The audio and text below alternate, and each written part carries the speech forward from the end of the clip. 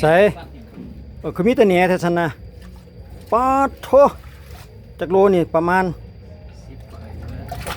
10 โลคือกันมั้งตัวนี้ก็ได้เอาดึงขึ้นมันขึ้นเหนือน้ำกว่านี้ได้บ่ได้หวะ บ่แม่นมีแต่หัว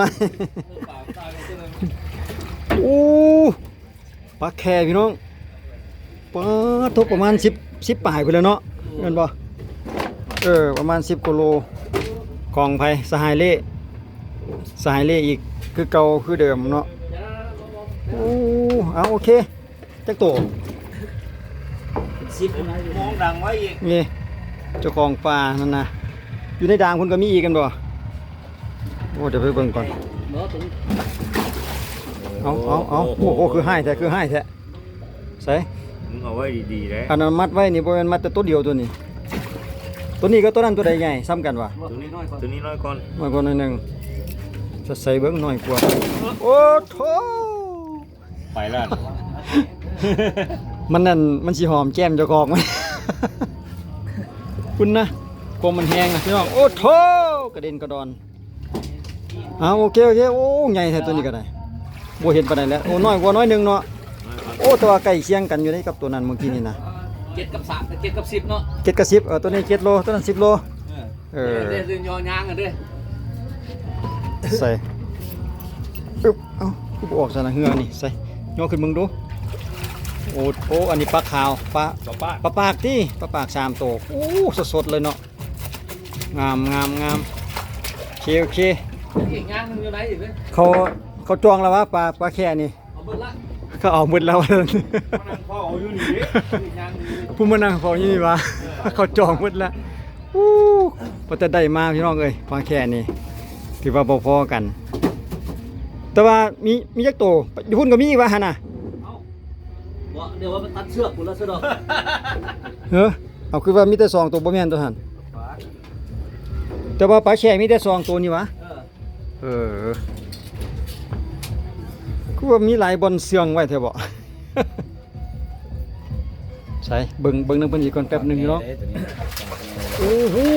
ปลาปากขอซุ่มเบิ่งก่อนปลาโธ่ตัวใหญ่กี่โลนี่4 โลไป4 โลพุ่นน่ะตัวใหญ่หั่นน่ะโอ้โหประมาณ4 โล5 4 โล 6โอเคปาดหมานขนาดเลยถึกบาทเดียวติว่าได้ยินว่าตัวนั่นครับตัว10 โลหั่นถึงทั้งปลากลมก็ถึงทั้งปลาปากถึงทั้งปลาแค่บาทเดียวว่าซั่นเด้เรื่องบรรยากาศสายน้ำเงือมพูดเงือลำหนึ่งลองแพมาเปิดเพลงดื่มมาพุ่นบรรยากาศสายน้ำเงือมพี่น้องช่วงต้นเดือนกรกฎเฮาคือว่าบรรยากาศดีหลังฝนตกเมื่อคืนนี่นะอยู่สิแหละเงินแพสายน้ำเงือมบรรยากาศดีน้ำกำลังขึ้นได้นิดนึงสังเกตเห็นเป็นสีขุ่นๆแล้วฝนตกต่อเนื่อง2 มื้อเลยเด้2-3 มื้อนี่เลยเด้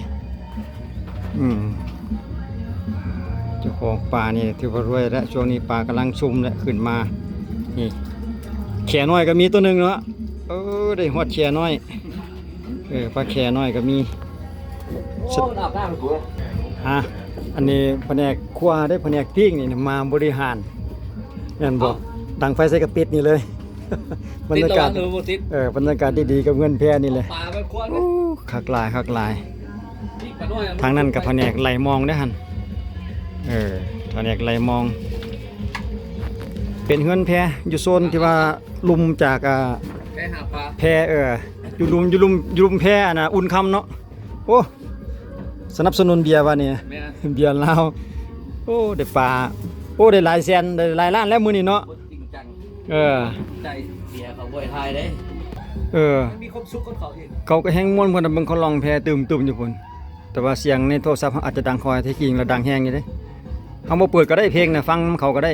เวลาเขาลองมานี่นะเนาะบรรยากาศดีเด้มันแพสายน้ำเงิมอันนี้แพหาปลาของสหายเล่ขาประจำจะมีอยู่2 แพนำกันเด้หุ่นแพนึงต้นได้แพไผตัวนั้นแปะไซก็จากสู่แสงนั่นนึง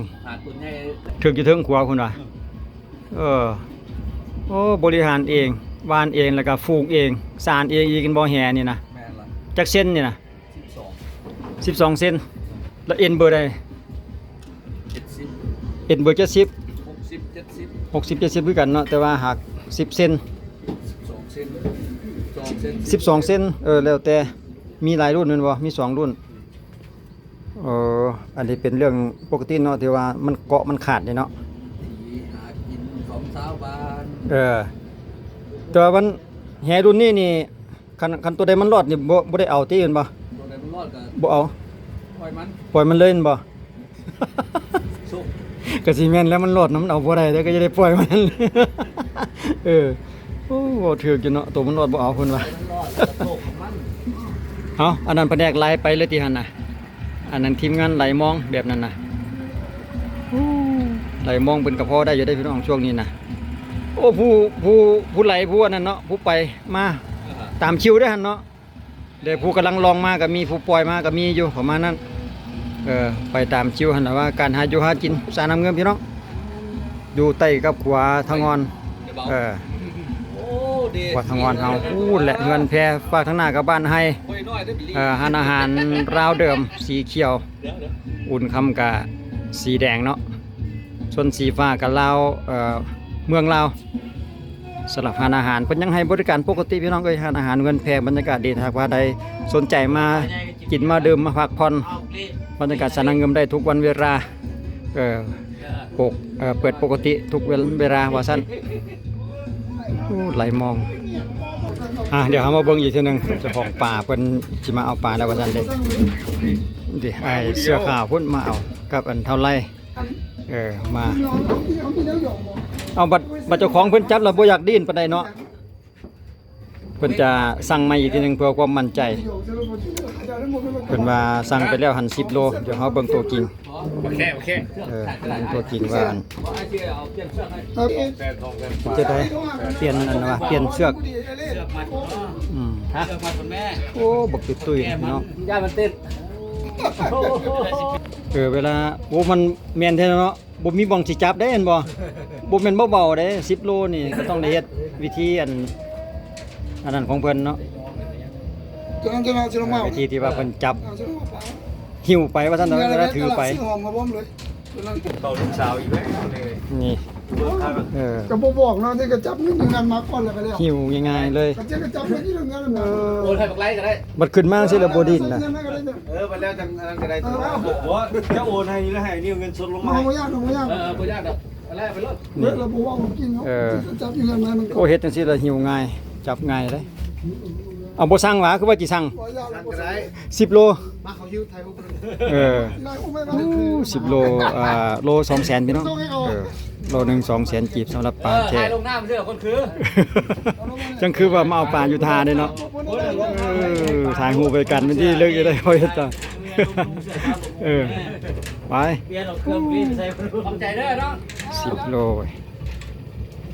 มันหาย โอ้ลอยมาตอนใดใส่อันนี้แผนกไหลมองดิโอ้ได้หลายเติบอยู่ได้หั่นน่ะโอ้สหายน้อยนี่มาใส่หมวกกันนะโฟร์แมนอีกได้ไหลมองก็ได้ โต ตัวใดจักเซนนี่นะ4 เซนครึ่งโอ้ลองนึงได้ซ้ำนี่ก็พอกินแล้ว มีฮอดปลาย้อนปลาหมูปลาอย่างปลาสะกางนัวขึ้นยนมันกระย่างดิบ่ปลาหมูเลยมันบ่ มีปากเต่าออกเนาะ ใส่หมวกขาวอีกเด้ เอาหมูกิน โอ้ มาที่ พี่เอามาใส่ยางนี่พี่ปลาหมูมาใส่ ที เตาม ปิ้งพี่แล้ว ทีมไหลมองก็มี ฮะ พี่มันกินนะ ฮะปลาหมูได้กลางหลาย มีหลายแผนกมานำกันเนี่ยอันนั้นมีแผนกหาแล้วก็มีแผนกดังไฟถ่าก็มีเด้ ปิ้งเกียมปิ้งว่าซั่นต่อไปกำลังใกล้สิได้ทานจะได้ดังแล้ว แย่มะขามเฮ็ดมะขามคือ